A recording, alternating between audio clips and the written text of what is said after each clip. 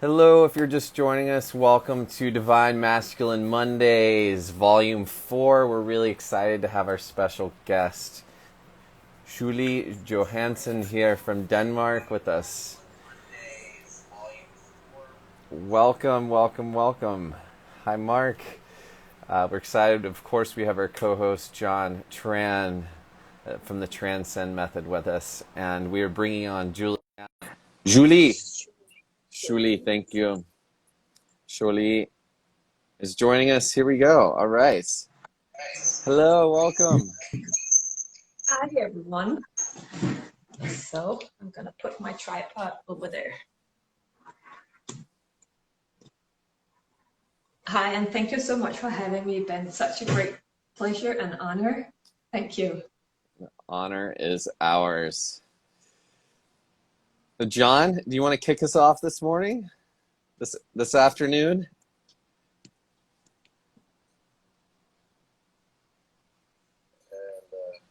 Get going.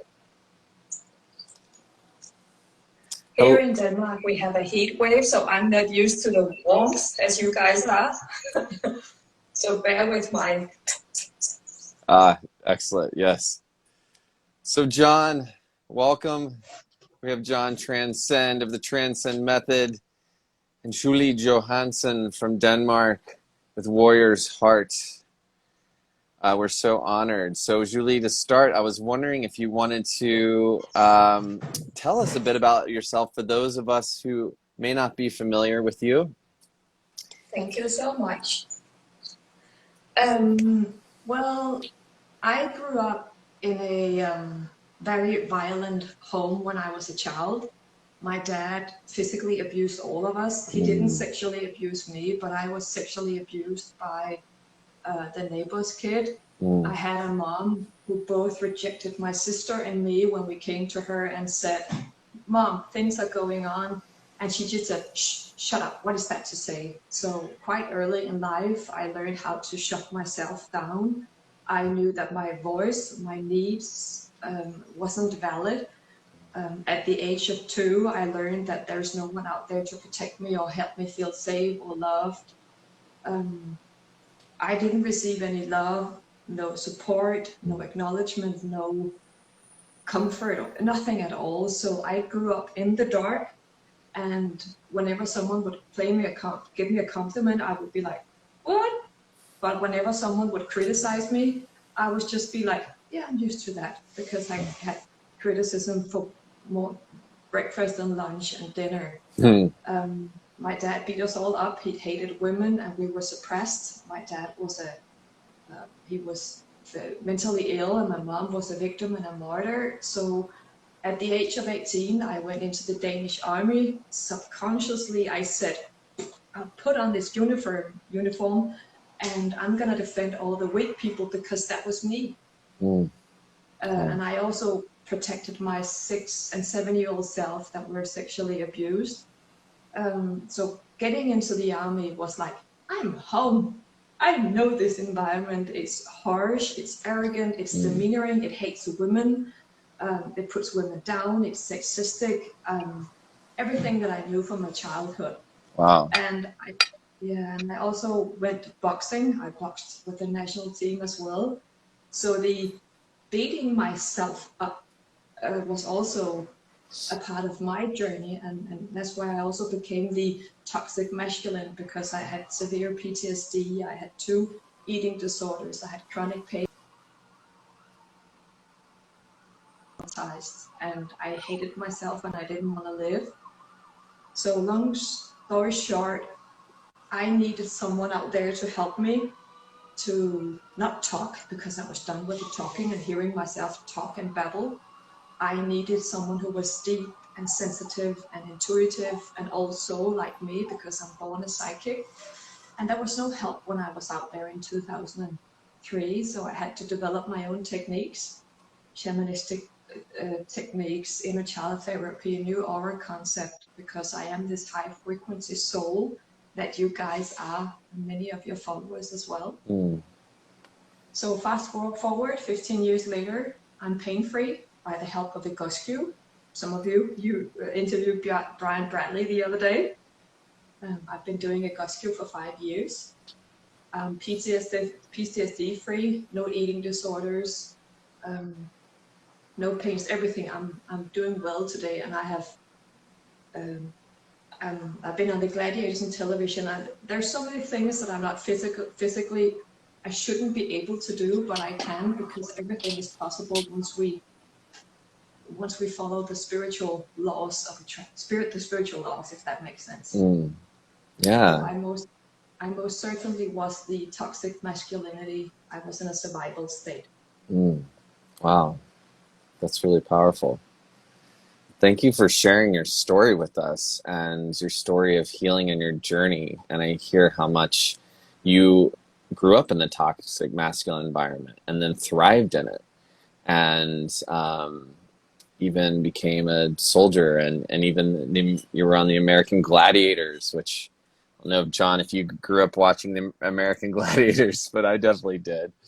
And the other thing I'm so excited about having you here is, as a female who can relate to the toxic masculine, and you mentioned when we first met that was something you related to almost more than the feminine role. And I know I am a man who related more to the feminine growing up, and even as a man, even as a grown person, I should say, and have sort of, in my journey, been finding my way back to the masculine, finding that balance.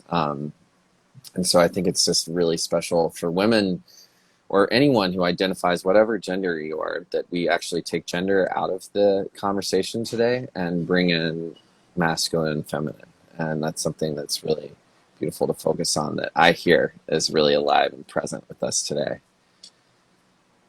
Oh, if you're watching and you have questions for us, you can post them. If you're watching on Facebook, you can post them there. And Instagram, feel free to post them there, and we'll answer any questions we have along the way.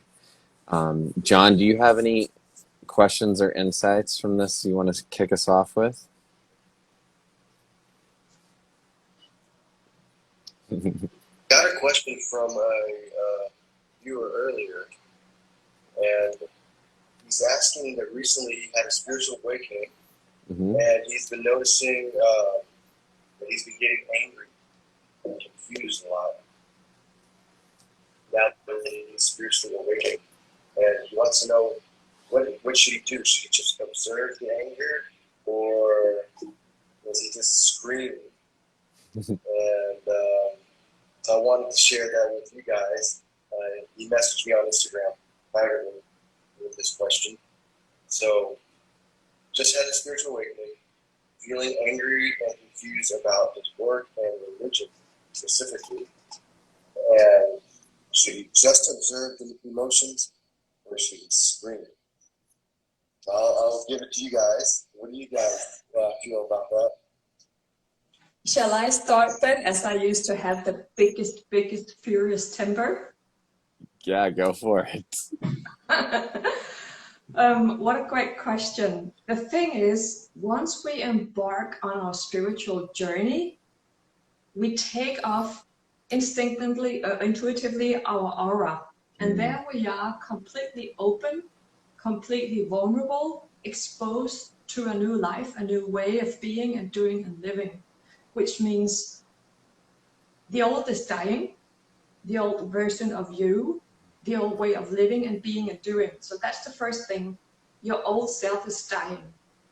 And anger is up here. It's a behavior that we have put on top of our shame, our guilt, our fear, our anxiety, our doubt, etc., etc. And at the bottom of that fear in the top of the pyramid is, am I good enough? Am I loved? Am I welcome? Am I allowed to be who or what I am? Does that make sense? So it's being compassionate with oneself, first of all, and figuring out, why am I mad?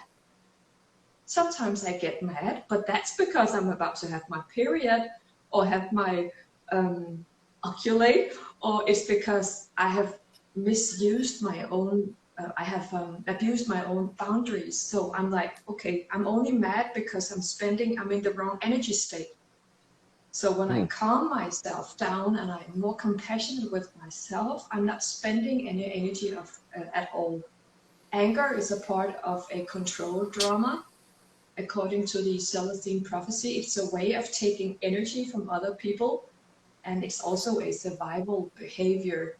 So just be observant, observe yourself from behind. When does it occur? And write it down, journal it, and use all the words. Do not censor once you start journaling. I'm fucking furious, I'm mad, I'm disappointed, I hate everyone. If those are the words, don't filter them, don't censor them, just write it down and be much, much more bearing and compassionate with yourself and figure out why it's there. But also remember, it's normal. The inner death is horrible. It's excruciating. I can't say that word. So that's my take on it, if that makes sense. Yeah, I think that's great. I mean, what I hear, describing anger as a control drama, and that actually takes energy away from people. And you're talking about ways to sort of calm that down, take responsibility for it, write about it. There's a lot of people who feel anger is really important right now, and a lot of oppressed people who feel that anger is important. And some artists and coaches I've talked to recently have talked about how important it is to get in touch with your anger and use it and let it out. Use it to fuel your passion and use it to sort of light a fire under you. So I wonder, like, if this person, John, you mentioned is talking about whether I yell or not. Sometimes I've had clients yell into pillows and have. I remember my mom grew up in a pretty difficult environment where her father had committed suicide at a young age, and her therapist, she was so angry at him for leaving her, and her therapist suggested she hit a couch with a baseball bat. So there was like a baseball bat in our basement, and I grew up afraid of angry women and afraid of anger and not comfortable with it. I think I had so much and I didn't know what to do with it, and I would act out a lot as a kid and get punished or hurt myself or other people. So so I'm curious, like, so one thought you were talking about is like learning to take responsibility for it and breathe through it and calm your state. And then I wonder, Joulie, if you ever think there's, like, are there positive sides to anger, or, someone who feels like they can't control their anger, or that anger is very important for them, and the only way that really gets them, I know, my partner shared, the only way sometimes she can get my attention is to get angry. So, like, what do you say to those people who feel like anger is their greatest tool or asset, or that they need right now, especially anyone who's feeling oppressed? I love your perspective on it, and I get why that you sometimes get mad. You can probably sometimes be avoidant, which triggers her anxious behavior. But the thing is, anger is reacting. It's an instinct. We were not born angry. We were taught how to be angry. So it's a state that we can enter when we do not know what to do. It's something that comes when we feel inadequate, insecure, unsafe, helpless, and other emotions like that. And I used to be a boxer, a national boxer, and I was standing there. Of course you did, along with everything else. Yeah. Yes. So national boxer to it. So I was standing there punching that fucking punching ball, and I was like, oh my God, I have all this fire. And I realized, oh, I'm not my anger, I'm not my fire, I'm not my temper. It's a part of me that I can use as a passion, as a fuel. So if I were to go up into the boxing ring with my anger, I would not be very tactic. I would react by instinct, and within 30 seconds, I would be burned out.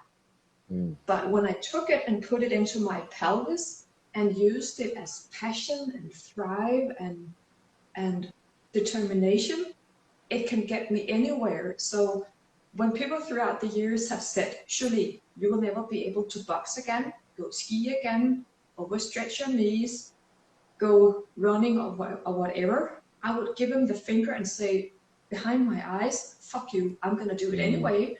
So I took it and used it as a thriving, can you say force instead? Yeah. And today, fuel. Yes, thank you so much, John. Fuel. Yeah, exactly. Yesterday I was pissed, but I'm pissed like this. I don't, my mood doesn't go up. I'm just, it's not okay that I have to go, I said to the fitness instructor, it's not okay that I go into 3 fitness centers and you keep sending me on to the next one because you can't manage your shit. So please don't treat me as that's what I told them. Even though I'm spiritual and enlightened, it's also okay that we say enough is enough and here's my boundaries. Yeah. So it sounds like, so I'm hearing you said anger is, is a reaction and Instinct. an instinct. Yeah. And it can be, maybe we can use it then to be a red flag, like a sign for us, like, oh, if I'm getting angry, and my partner said this too, often she learns that her anger is a sign that her boundaries are being crossed. But we don't always know it right away. So we can use it as a signal to learn from rather than something that we have to react and be at the effect of. It's also, it's a power tool. I'm gonna control you with my anger. I'm gonna put you down. Because when I left the fitness center yesterday or Saturday, this guy he did something wrong in the reception, and he said, the next time you can't bring your bag into the fitness room. And I was like, yeah, but I had to bring it in because you made me wait for 15 minutes because you didn't know what to do with me. And he said, yeah, you could just come here ahead of time. And I looked at him and I said, you're not going to make me wrong. And you're not going to yell at me because I didn't do anything wrong. This is the 3rd time you're sending me to another center. So he had a control drama of being judgmental and criticizing me. So I just said, enough is enough. Do not make me mad again because you haven't got your shit together. But we have to be careful that we don't use our anger or whatever it might be as a control drama where I make you scared of me and I use my anger to get something. So when the anger appears, it's important that we find out why. What's the feeling that came before? Not feeling good enough, not feeling loved, feeling unwanted, feeling unsafe. For example, that might be it. So if your partner, your wife feels unloved because you're not there, you might be somewhere else in your mind. You make her feel unsafe, and that's when her instincts kick in. And stress, you must not forget, stress lowers the social skills and increases the instincts. So being shit angry is also a part of the stress pattern. Yeah. Yes. So as men, how do we make the feminine feel safe? Because let's say we've done something that pushed them to the boundary of being angry. How can we bring them back to feeling safe and loved? The woman is not always embodied within her body, and that's where she needs you to stroke her cheek, to give her a hug. And if the woman is not connected to herself and you are not, I know that Ben is a very creative guy who's probably sometimes have many things going on, and that's when probably his wife like, where is he? I need him to help me calm myself, because sometimes the female, the woman can't calm herself. So her instinct would be to start an argument, a discussion, become angry, etc. But it's about you guys just standing there and say, what can I do for you? Mm. for example. But it's also looking at, where do I just have my attention, because she can feel it. Mm. Um, and it's also about owning your bullshit, because we women, we have so many things going on. We women have our period, we have our ovulation, there's the moon, we correspond with the moon and the waters and all the elements, and we need you to be our rock and be our cliff. And when you say one thing and your body expression says another thing, while you're doing a third thing, we go, what the fuck? And that's when we feel unsafe by the masculine. Does that make sense, John? Gotta stay present, rooted in our truths.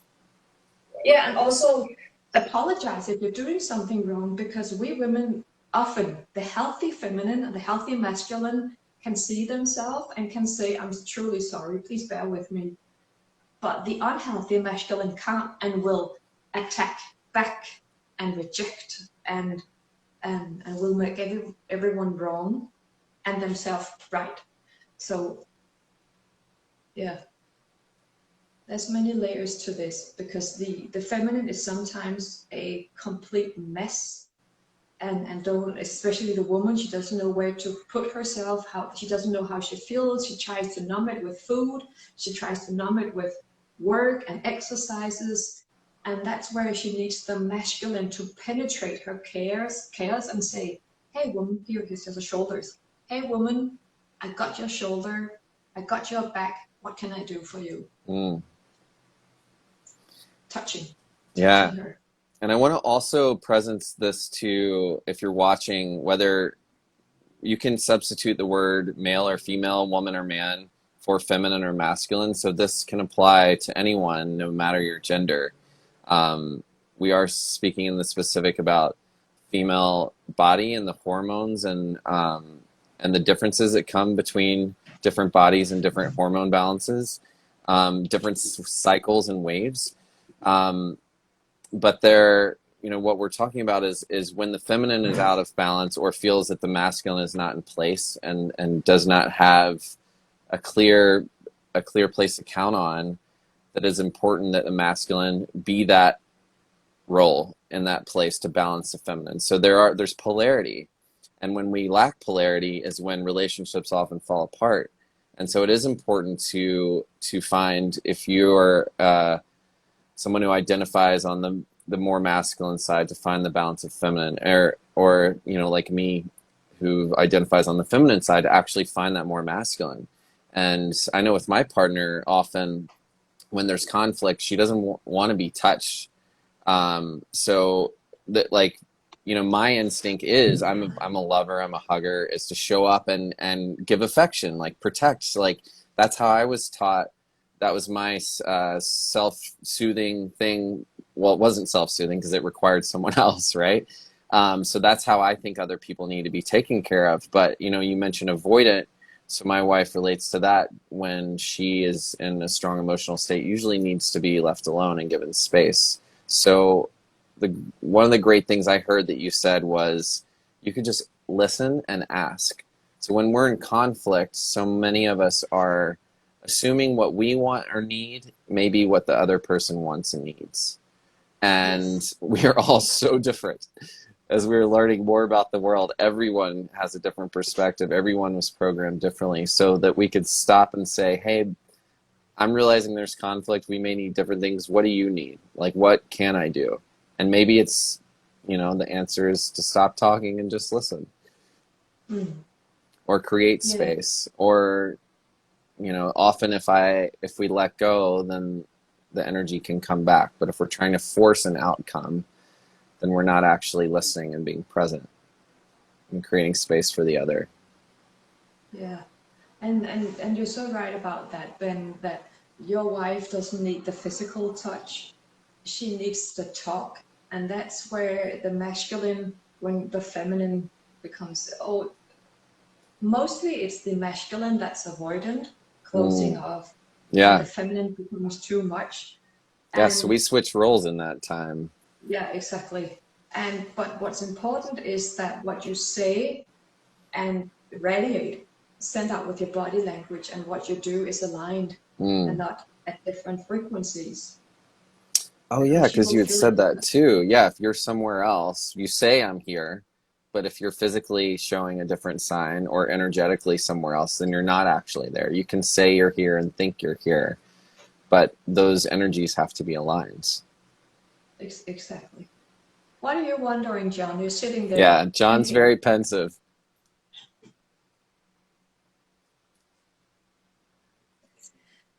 Yeah, so the toxic masculine is the healthy masculine that has been abused. It has been exposed to a harsh environment with, it might be strict, a strict childhood. It might be a childhood that came with a lot of strictness, but also harshness. I'm writing a Danish book about the ways that we grew up, each and one of us, and how we could receive the love from our parents.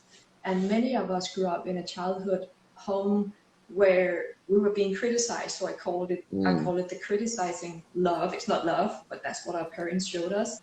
Right. But then there's also the criticizing and punishing love, where we're being punished and excluded from the childhood because we might not feel or act or do or speak up in a way that our family does.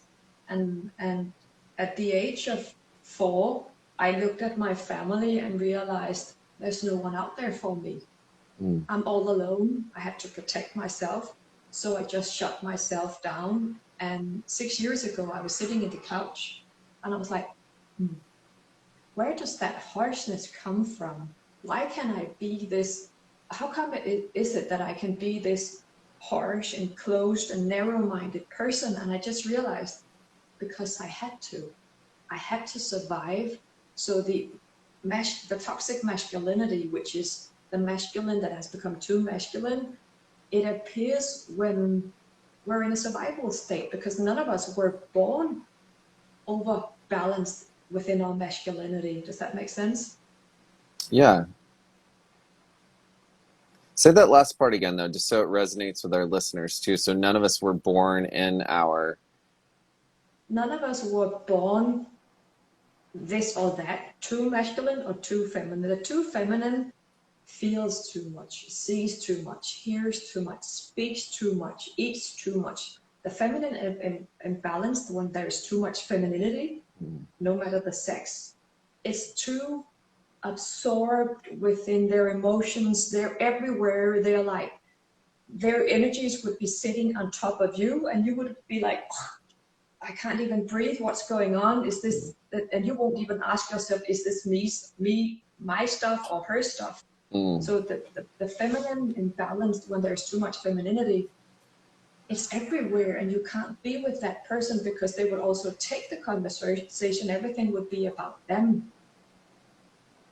When we're too much masculine, it becomes the unhealthy, you call it the toxic masculine, which easily can be a woman. That's when we get into the survival state. That's where the amygdala brain kicks in. I call, when we're too feminine, it's the amygdala. What's the other one? Amygdala. The reptile brain is when we're too masculine. So the one is related to the emotions, the amygdala. And when there's too much amygdala emotional shit going on, the reptile brain kicks in and says, I got your back, woman or man. I'm going to shut down your social skills. I'm going to decrease you being a human. I'm going to decrease your emotions, weaken your muscles, increase your hunger. You won't be able to lose weight because I'm shutting down all these mechanisms in your system. And then that is when you become harsh, negative, skeptic, judgmental. That's where your temper, you can't even control your temper, and it's all about you. You against me against you. That's the exclusion. If you're not like me, I won't like you. If you're not doing this, I will not have you in my life. And we see that a lot within our holistic and spiritual community, that she's different. I don't like her. And that's the toxic masculine, because one has shut down for the for one's soul and can't connect with other people. Does that make sense? Did you just smile? I couldn't see your face because of the sun, John. Yeah, I was just listening. No, that's very, very interesting about the amygdala. Is that the fight or flight mechanism too? Yeah. Amygdala. The feminine would be anxious. She would not be fighting, but the masculine would be fighting. I used to call the amygdala the hysterical woman, the woman that goes all ballistic within herself, and finally the masculine reptile brain kicks in. I've got this. Let's fight. Let's fight, flight, run away. Let's freeze, or let's take up the fight.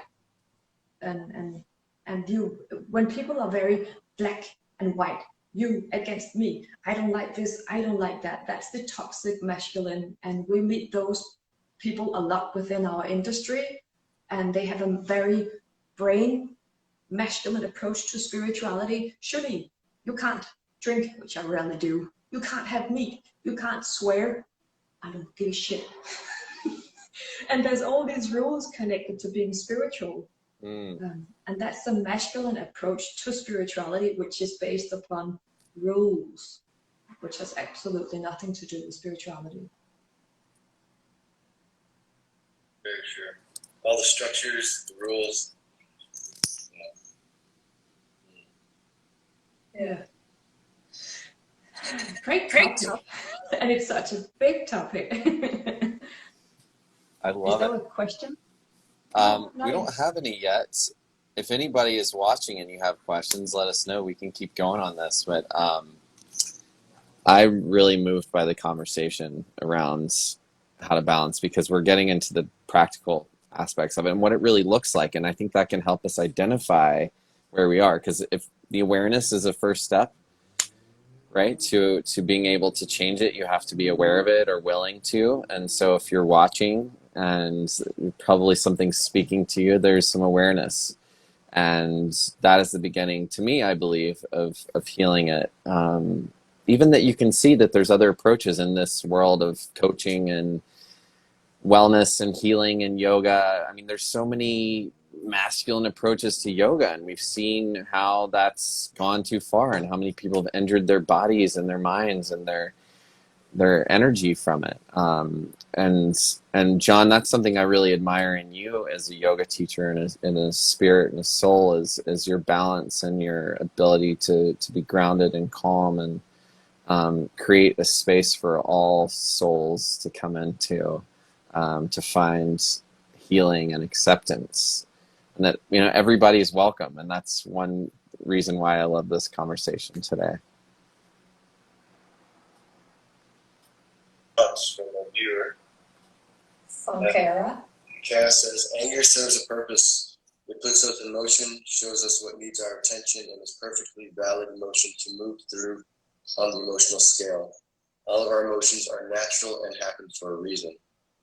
I agree with that. It is an emotion that, if it's within us, we do have to observe it, recognize it, and release it. But we don't want to hold on to the emotion for too long, because from what I know, holding on to an emotion longer than the lifespan of it creates dis-ease, and it manifests inside of our bodies. It shows up in other ways, where something angry from 10 years ago can creep up, and why am I angry now? So it is something that we all need to move through if we have anger. And I think just being in the practice of mindfulness, meditation, breathing through anger, or if it's anger with a partner, I think communication, addressing the anger from a lens of compassion rather than to fight back anger on anger. Like, I think anger can be that signal that you talked about, Ben, where it's like a check engine light. If the check engine light comes on, if you get a hammer and hit the light, and you keep beating your engine with more anger, it doesn't probably doesn't work. It doesn't fix the engine. It's a great or analogy. or whatever needs to be fixed. But that anger, that red light comes up, and we can pull over, and with compassion, take a look at it, let it breathe, let it rest, let it simmer down, and we can move through any pain and dis-ease towards more homeostasis. Yeah. And you're so right about that, John. I love that perspective because homeostasis, I can't say that in English. Stasis. Homeostasis, that's exactly what I work with as a body behavioral transformation expert. If we don't deal with the sorrow, the sadness, the insecurity, they will create imbalances within our body. And anger is an emotion, and we shouldn't judge it or make it wrong. But nor should I take my anger out on everyone just because I can, nor should I steal energy from you guys with my anger, which I did in the past. And so we shouldn't justify ourselves. I had the right to be angry because it's an instinct. I can't say that word, instinctual behavior. It's there, and it's okay to take it and just go through that yoga session and use it and burn it off. But don't say it. I am allowed to be mad at you, because often if you guys are mad at your partner, you're actually not mad at your partner. You're mad at yourself for putting up with something, swallowing. We would say in Denmark, swallow camels. Suppress your emotions or neglect your own needs or something like that. It's more about, why did it come up to such a degree that it did? What you said was, anger is an emotion, and emotion is energy in motion, and it's got to keep moving. It can't linger and stay with anything. And that's how we stay present. Is if we keep the anger forever, then we're not being present. We're living in the past, and we're holding on to the anger. So it is energy in motion. You got to keep it moving. Because we don't want to be, at the end of the day, we as humans receive anger, but we don't want to keep anger. We don't want to be angry. So it is healthy to acknowledge it and allow it to process and just look at it as a signal. And it is perfectly human to be angry at things. And it's also perfectly human to breathe through it. And I think we're all born as divine, loving beings. And anything that we learn that's not divine and loving is a learned response or a learned reaction from a caretaker or a bully when we're growing up or something. And how do we get back to our pure form of divine, loving, sovereign beings? So. I love that perspective. I love it. Thank you so much. And it's a great topic because there's so much anger out there. But why? Because people are frightened. They feel insecure. They feel inadequate. They feel taken prisoner by the COVID, which we should not even talk about. That's another topic itself. But I've had many clients throughout the years who have been victims of a harsh, negative father that was very, very aggressive. And most of the women, I would say, how is your dad doing today? And most of them would say he has passed away because of cancer or he has cancer. So anger goes into the liver, for one thing. It's just one place where it stays there. And I had a friend who has metastasis, I can't say that word in English, everywhere. And I kept saying to her, I can't be with you because you have PTSD, which I used to have, post-traumatic stress disorder. You have so much anger in your system, so much resistance, and so much hatred. Deal with it. Otherwise, you're not going to be cured for your cancer. And now, finally, she started studying Dr. Joe, how do you say his last name? Dispenza? Yeah, Joe Dispenza, to help her with breathing techniques to release all that anger, which is also related to insecurity and not feeling loved and good enough. So it's also it's good to remember that if I don't get it out there in a healthy way, it will take the life out of me and drain me from my life force, which is life chi and life prana. Because the the person that messaged me earlier, his name is Chris, and he said, how do I get it out? And the key is getting it out the healthy way. And I think it's okay to kind of inherit, not okay, but we can inherit anger, or we can receive anger even in our present day, not from our parents, but like a coworker, a neighbor, someone at the store. And how do we process that and release it in a healthy way? And that's so important, because if someone cuts you off in the car and you flip them off and it goes back and forth, that's really not the healthiest way. And we've seen how things can escalate when we don't do it in a healthy way. So I love that you said that, releasing it in a healthy way. There's a part, if I may, am I allowed to talk about the nervous systems in regards to feminine and masculine, stress and anger? Please. Yeah. We have, I love all these topics, all my favorite topics. I talk a lot about cancer, I talk a lot about anger, and I talk a lot about stress, because they're all so related. But we also have different types of nervous system. One is very masculine, which is called, you have to help me, the sympathetic nervous system, is that the right word? Sympathetic nervous no, system? that's the feminine. Or parasympathetic? Sympathetic and parasympathetic. Yeah, the Sympathetic. The sympathetic nervous system is the masculine one. We spend energy, we read stuff, we are going somewhere, it's related to fire and masculine, and it's about using energy. So once we go to bed, or we eat our lunch or dinner or breakfast, we activate the parasympathicus nervous system, where we are regenerating ourselves. We have created today, someone out there did, the masculine paradigm created a community, a planet where it's masculine. Our whole world and planet has been masculine up until so far. So we have been trained to be in a masculine state of being and doing and thinking and living. Even just journaling, if it doesn't have a purpose, sitting here journaling, we activate the parasympathicus. But if am I studying something, I activate the sympathicus nervous system, which is about spending energy. And today, I cannot enter my masculine energy in the unhealthy way, because it will weaken me instantly because of the former PTSD that I used to have. And I cannot stay too long in these Sympathetic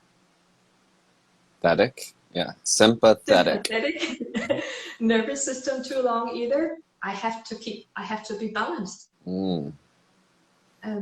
So many people are stressed because they're always in the masculine prana, energy using, spending, draining sympathicus nervous system.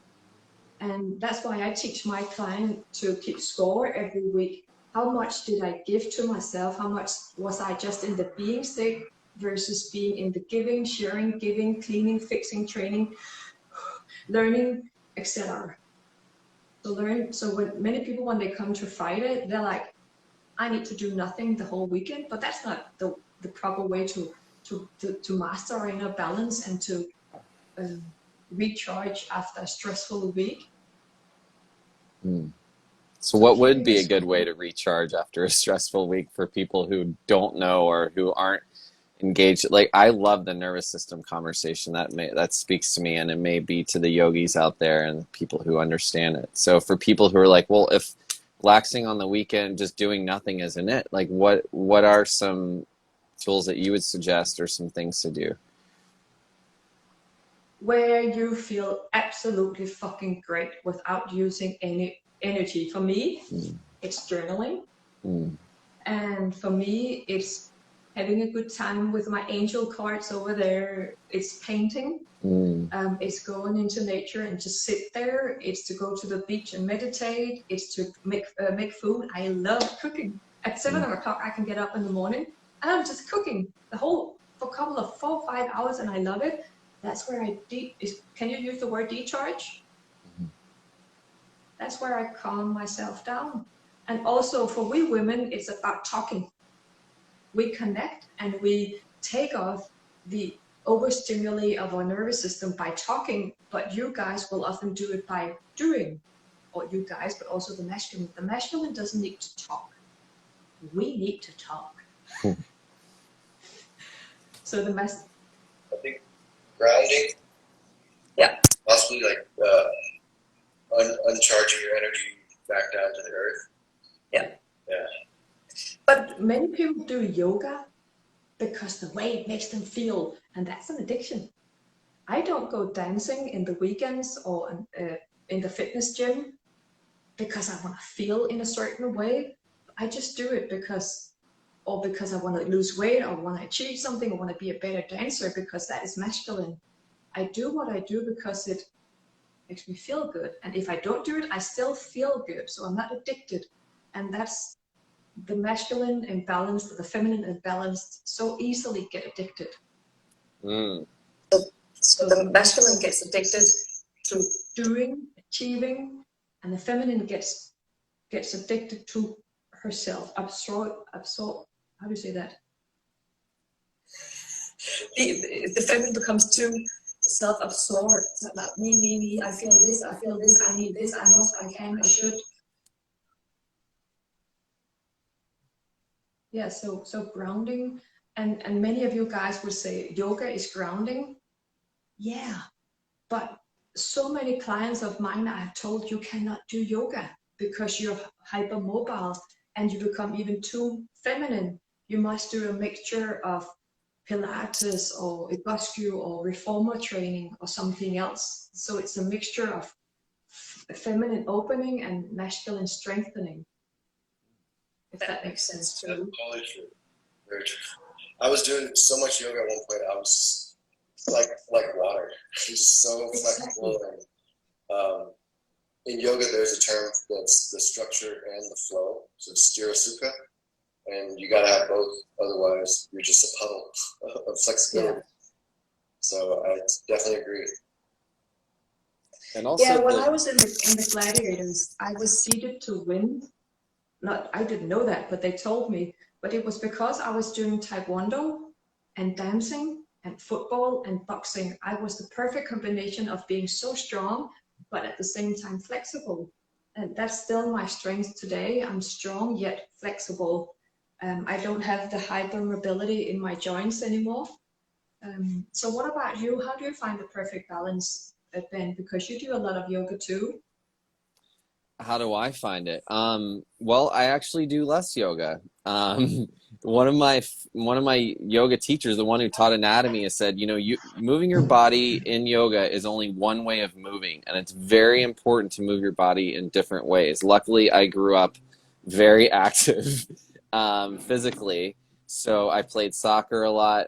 So what I do now is 1 or 2 days a week, I'm lifting weights, but I'm doing functional movement with my body. And almost every day now, especially since working with Brian and learning about the Egoscue method, I'm doing some of those exercises to help release tension in my shoulders. Yeah, these a lot. And then I'm also working with my own personal training clients, helping them move their bodies in gentle ways, warming up and warming down. I try to run like once a week, and then now surfing has become a part of it. So surfing is a lot of sitting and peaceful, like taking in nature. I watched pelicans like bomb the water today and seals swim, but then also there's a moment where you have to kick into the fight or flight and like chase the wave and ride it and then let it go. And then also just like stretching on the ground and doing maybe more what we would call, John, like restorative yoga, where you may support your body in a way, but you support it to release. And so stretching and I could probably use a little bit more yoga right now. But yoga is just moving in a way that is moving through different meridians and stress points and muscles in your body, and moving to calm your mind. So if the ultimate goal is to calm your mind and find balance, I think you have to find what works for you. And what I'm hearing in this conversation is really balance. Like, are you addicted to yoga? Are you addicted to that high? Are you addicted to your body feeling more like sensationalized? People get injured in yoga because they get more flexible. They want to feel the stretch, where sometimes it's not about you're experiencing your muscle feeling the discomfort of stretching further or beyond a place where it's safe. It's really about getting in alignment. And are your bones aligned? Are you are you taking care of your body inside of that pose? We with Brian broke down one yoga pose for 10-15 minutes last week, because there's so much you can do just to be there rather than to like move through to the next thing. So a lot of it, I think, also is about honoring where you are, being with what's there and noticing what you need. And the more you give your body and you try different things, your body will start to tell you what it wants, even what to eat, and when to move. And I try to find a flow as well, like build my week with stronger energy and then let it flow down as the week goes on. What about you, John? So I've been working at, so I practice yoga 5 times a week. So I've been incorporating 2 like weights or resistance bands, some kind of a non-yoga thing a week. So that's still not balanced, of course. But the yoga that I do is power yoga, so it is very strength-ish. And so I do feel balanced, although I could probably use a little more of the masculine side of the workout, more structure, more weights. It also depends on where we are in our cycle. You guys have a cycle, just like we do, we women do, but not as often. Men have cycles. You hearing that, guys? You too. Get ready. 6 or 28 hours. And women have it once every 20 days or something. Wait, say that again, John, for our Instagram. Well, I heard that men have our cycle once every 28 hours. And women have it once every 30 days or 20 days. I see that you guys have it every 6 weeks about that. You go in and you somehow cleanse as well. But what I was talking about is that we each have our cycles. The moon changes, the tide changes, the weather changes every month, every week. As a numerologist, I'm so influenced by the energies going from week 32 to 33. Oh my God, I have to learn new energies. I just moved. That's why they're boxes. And depending on where we are in our personal cycle, whether we're masculine or female, but also depending on where are we at this moment. Where are you, John, in your spiritual development? Where is Ben in his journey? And like Ben, who has been traveling a lot, that requires more physical strength. It requires more grounding, just like when I just moved recently. Sometimes I find myself not wanting to exercise at all. I would normally do egoscue 3 times per week. I don't have any pains anymore. But sometimes I won't do it because I'm folding out and embracing and integrating new feminine energies. And I wouldn't be able to integrate those feminine energies by becoming stronger and stronger. Does that make sense? Yeah. So when I'm integrating feminine energies, I am releasing the masculine. Previously, it was the toxic masculine. So it's also about when new comes in, the old has to leave, purging. So it's also sometimes bearing with oneself and say, okay, I can't exercise right now, so I'll just adjust my diet, turn down the calories, and we should remember we should eat because we have to and not because we can. There's such a big difference between eating because we have to and eating because we can. Wow. That could be a whole nother topic too. We have a question that I want to address here, and then we've got just about 5 minutes left, so this could be a good way to take us out. On Instagram, Riley Kathleen, which we get this question actually almost every week. This is really great. So it's a great question. It's obviously coming up for a lot of people who relate to the feminine and need to talk. So Riley, we were talking about the importance of sometimes the feminine needs to talk more than the masculine and finding balance. And Riley's question is, how do men feel about therapy? Because all of us women that I'm friends with have a hard time getting our partner into it. So Riley, men and women all feel very differently. It's not just a men thing. I grew up in a family of therapists.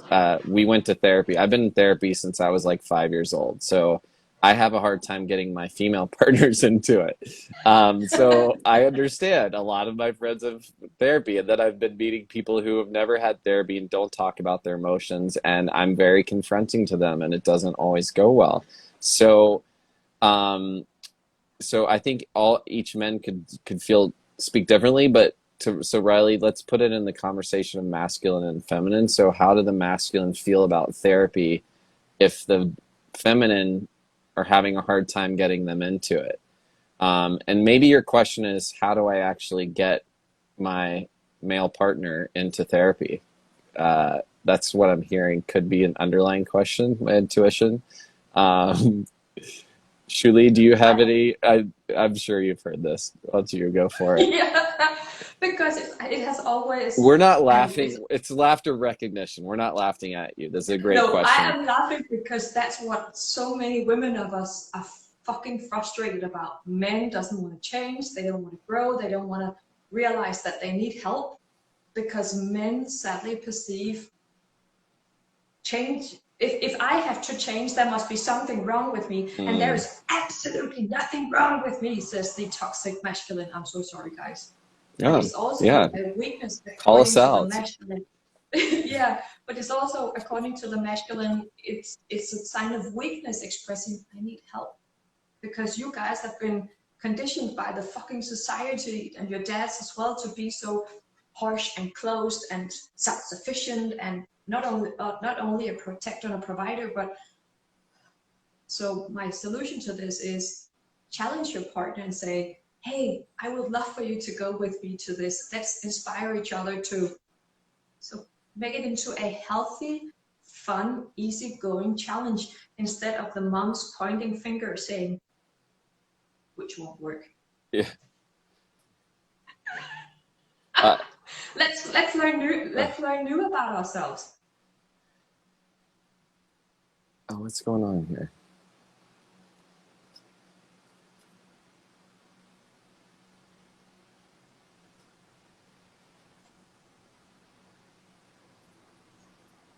It's admitting to being weak or broken. John, say that again. Say that one. Your response again. So men have always had an issue. I used to work in medical before going into yoga. That was my full-time job. And men, it would be impossible almost for men to go to the doctor, even though they had serious problems, cholesterol, sleep apnea, or whatever it is. Their wives had to drag them in.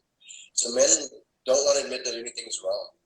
They feel that is a weakness, that I'm not broken. Why do I need to go into the repair shop? It's nothing's wrong with me. I'm alive. I can eat. I can breathe. And much less if you say go to therapy. Well, there's nothing wrong with my brain. It works fine. So, and that's an ego thing too. To admit that there is something wrong, especially if a partner perceives that there's something wrong. Men will try to resist that. It is an ego thing.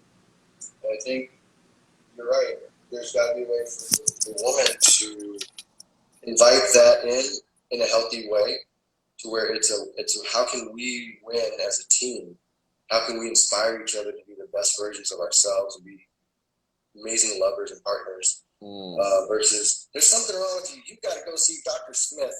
You sicko, So it's a team thing, and I think partnership has to be approached as a team rather than I'm perfect, you're wrong, go to a therapist. Yes. That's blaming, and that's creating a victimhood, villain, that control drama thing. So how can we be a team? How can we win? How can we inspire each other? And that's the way. And I want to say this, we have a minute left on our Instagram Live. We can keep going here, but, Riley said, do I need to make him think it's his idea? Listen, if he doesn't want to, you can't make him. It's time to stop, because if you're forcing it, then you're not actually getting his communication. So I think, John, it was great that you mentioned this as a partnership and team and fun, and you have to create a space where both people feel safe and comfortable. So, if that's not what's appropriate right now, you can't force it. So either you move on to a different partner or you create something new, because you can't make your partner be who they're not. And the greatest gift you can give them is the gift of accepting them as they are right now radical thought, and then it actually opens space for them to change, gives them space to grow. I think people can heal without a therapist as well. The partner can hold space for the other person to show unconditional love and inspire them to heal by leading through example. That can be as equally or even better than going to therapy.